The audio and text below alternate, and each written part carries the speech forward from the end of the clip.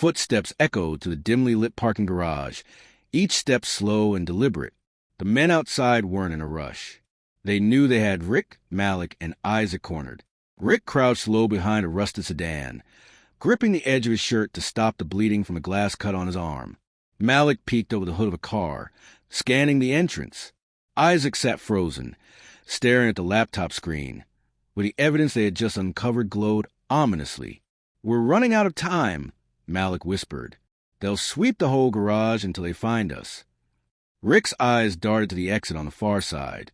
It was at least 50 yards away, completely exposed. If they ran for it, they'd be gunned down before reaching the halfway point. But staying put wasn't an option either. Isaac swallowed hard. "We need to upload this now. If something happens to us." "We're not dying here," Rick said firmly. "Upload it, but stay ready to move." Isaac's fingers trembled as he typed, navigating through encrypted channels.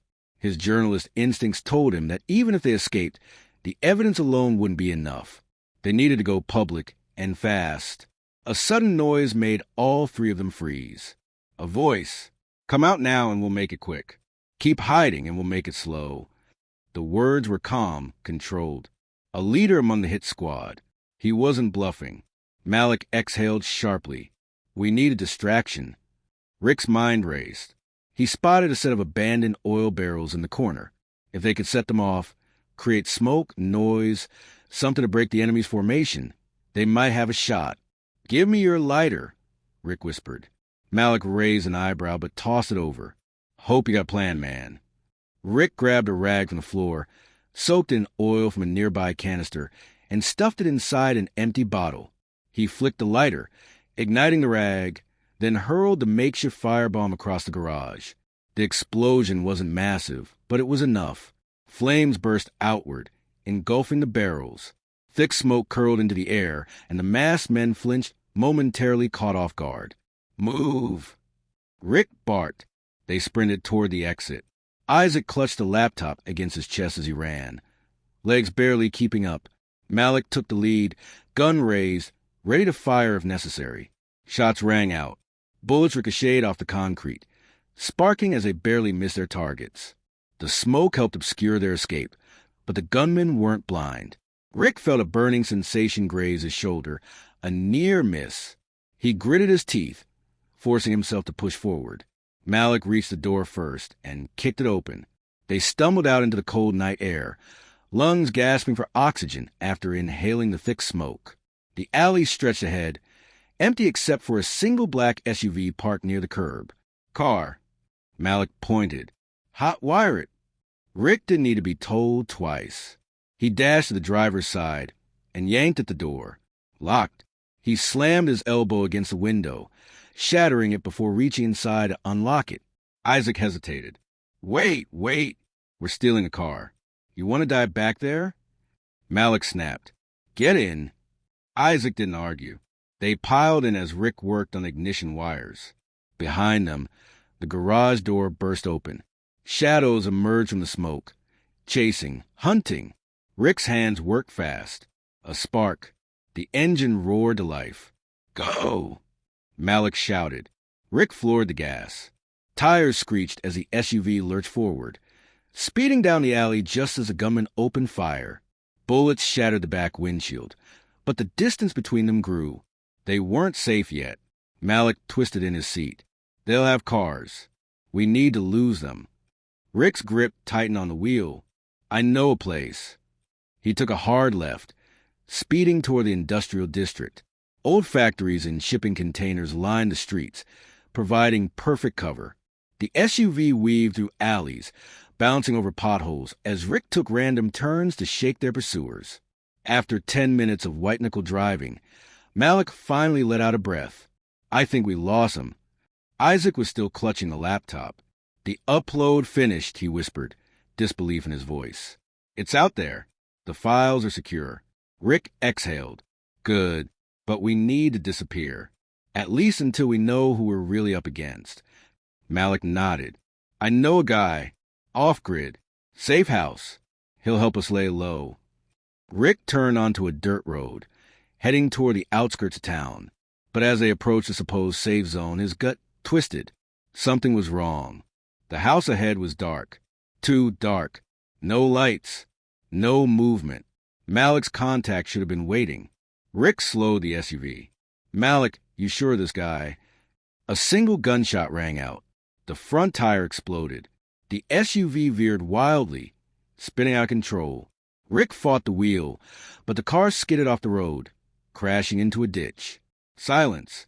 Isaac groaned. "Is everyone?" Before he could finish, the sound of approaching footsteps filled the air. Malik's face darkened. "They were waiting for us." Rick wiped blood from his forehead. "They set us up." A figure stepped into the headlights. A familiar silhouette. Then another, and another, surrounded. From the shadows, the voice from the parking garage spoke again, calm and cruel. "I told you there was no running." The silence after the gunshot was deafening. The SUV sat in the ditch, steam rising from the cracked radiator. Rick, Malik, and Isaac barely had time to process before the figures emerged from the darkness. Rick's pulse pounded in his ears. The voice, the same one from the parking garage, spoke again, calm and menacing. "I told you there was no running." Malik reached for his gun, but Rick grabbed his wrist. "Not yet," he whispered. "Wait." The leader stepped forward, his face coming into view under the glow of the headlights. He was older, well-dressed, a man who didn't just send orders. He executed them himself. Isaac's breathing was ragged. "We're dead," he muttered. Rick's mind raced. The files were already uploaded. If they died here, their message would still get out. But that wouldn't matter if no one was around to explain the full story. He needed time. He needed an opening. The leader took another step forward. "Get out of the car. Now." Rick pushed the door open slowly, hands raised. Malik and Isaac followed his lead, stepping onto the dirt road, the cold air biting at their skin. Gunmen surrounded them, red dots from laser sights painting their chests. No escape, no room for error. The leader studied them. "I assume you already sent out the files." Rick met his gaze. "That's right." A smirk. "Then you know that's not enough. The world won't care unless someone walks them through it. Right now, your little leak is just noise." Rick clenched his jaw. The man was right. A mass dump of evidence wasn't enough. They needed someone to connect the dots, to make sure people saw the truth for what it was. The leader turned to his men. "Kill them. Make it quiet." The moment the words left his mouth, Rick moved. He grabbed Malik's gun and fired first, dropping the closest shooter. Chaos erupted. Isaac ducked his bullets whizzed past his head. Malik rolled behind the SUV, returning fire. Rick tackled one of the men, wresting the gun from his grip before slamming his head into the ground. He grabbed the fallen man's weapon and fired blindly into the dark. Isaac, crouched behind the car, was shaking. "I don't have a gun. What do I do?" "Stay down," Rick shouted, diving for cover as another round of bullets shattered the SUV's windows.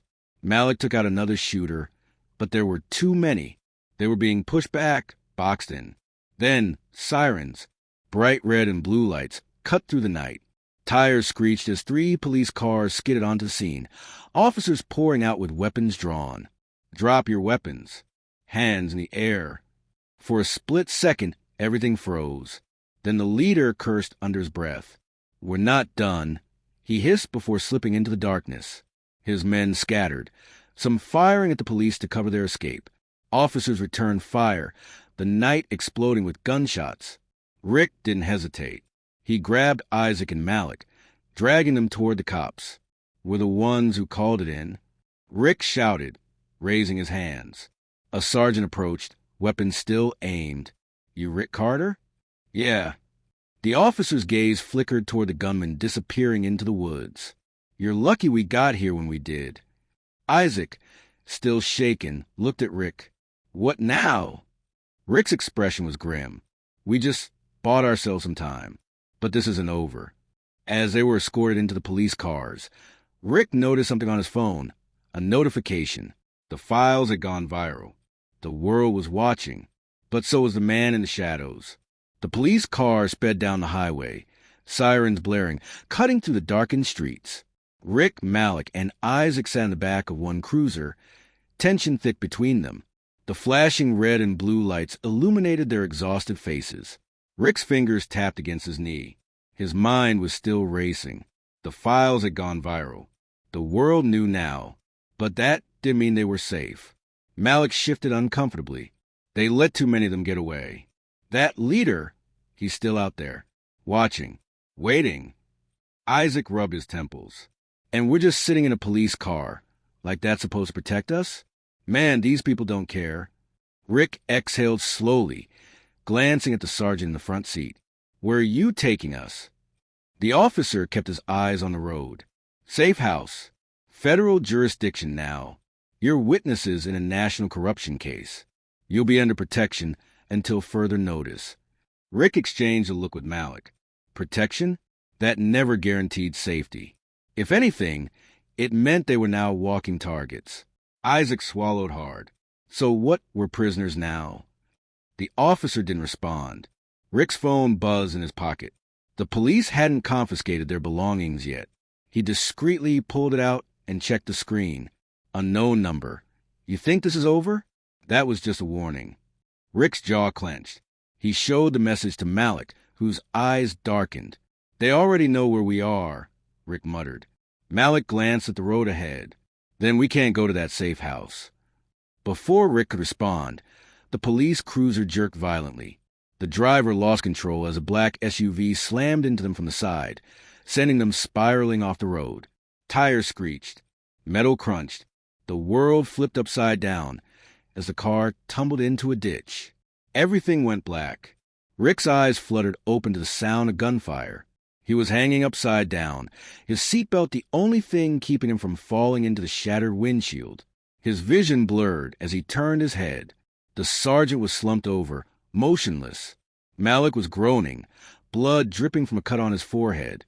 Isaac was gasping for air, trying to shake himself awake. Outside, the night was alive with chaos.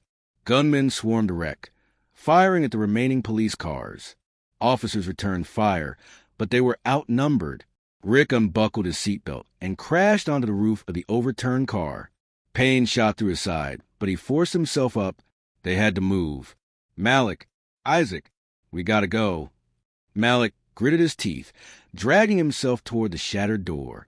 Isaac was panicking, his hands trembling as he tried to free himself. Rick kicked the door open and crawled out. The police were losing. One by one, they were being gunned down. Then he saw him, the leader, standing by the black SUV, untouched by the gunfire, watching. Rick's breath caught in his throat. This was personal now. Malik pulled Isaac free, and the three of them crouched behind the wreckage.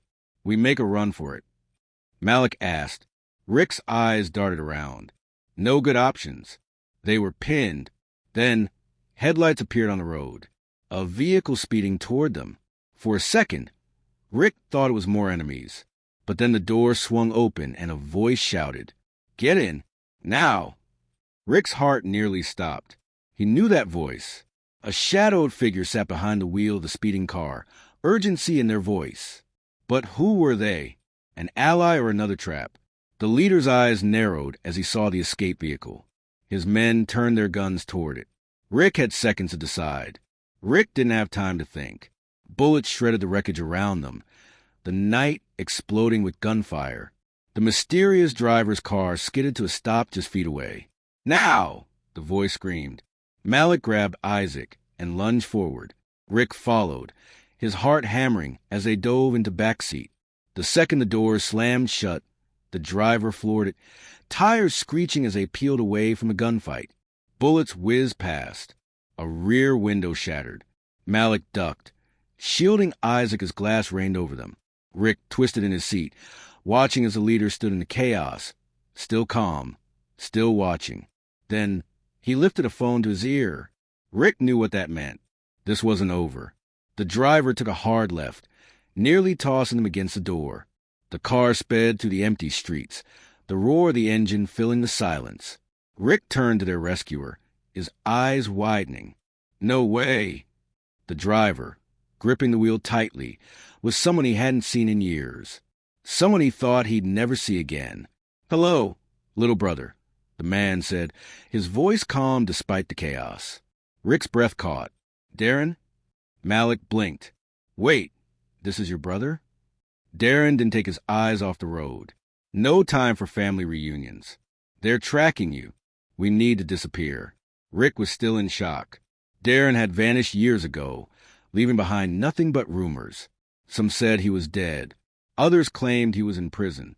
And yet, here he was, like a ghost in the past. Isaac, still trembling, clutched his head. "Where are we even going?" "Somewhere safe," Darren said. "But not for long. You kicked the hornet's nest, and these people don't play games." Rick swallowed hard.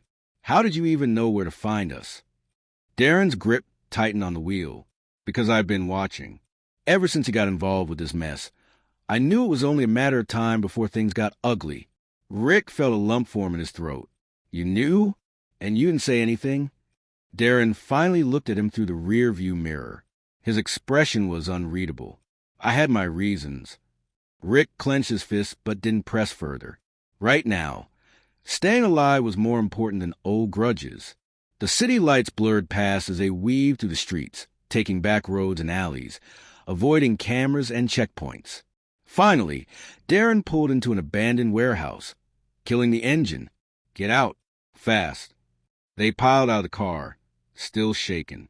Darren led them through a rusted door, guiding them into the dark interior of the warehouse. Inside, there were supplies, food, weapons, burner phones.